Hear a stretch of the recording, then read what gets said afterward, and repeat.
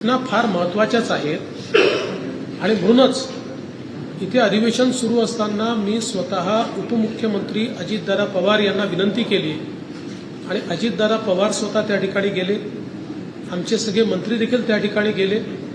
घटना महत्त्वाच्या होत्या म्हणूनच त्या ठिकाणी गेले। मला असं वाटतं की एखाद्या घटनेचं महत्त्व हे कोण गेलंय यापेक्षा त्याला आपण काय रिस्पॉन्ड करतो या माध्यमातून होतं। प्रत्येक ठिकाणी मुख्यमंत्री पोचतातच असं नाही आहे, पण अजितदादांसारखे सिनियर मंत्री त्या ठिकाणी तेवढ्याकरताच आम्ही पाठवले होते।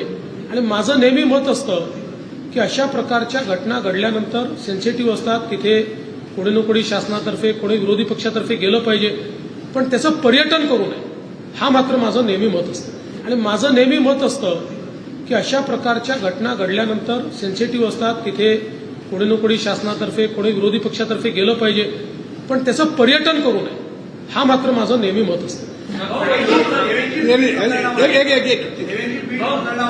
विरोधात आक्रमक होत आहेत, सोबतच त्या ठिकाणी म्हणजे बीड जिल्ह्याचं ते जे कंपॅरिझन आहे ते आता बिहार सोबत आणि एक गुन्हेगारी असलेला जिल्हा म्हणून करतायत, तर कुठेतरी असे घटना जेव्हा घडतात त्यावेळी अशा प्रकारच्या चर्चा होतात, पॅरलल्स ड्रॉ होतात, पण याचा अर्थ बीड जिल्ह्याला इतकंही बदनाम आपण करू नये।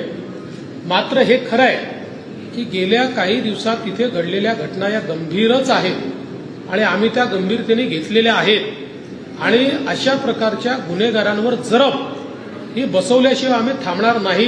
मी कालही सांगितलं, आजही सांगतो, बीड जिल्ह्यामुळे मध्ये कोणाची दादागिरी चालू देणार नाही।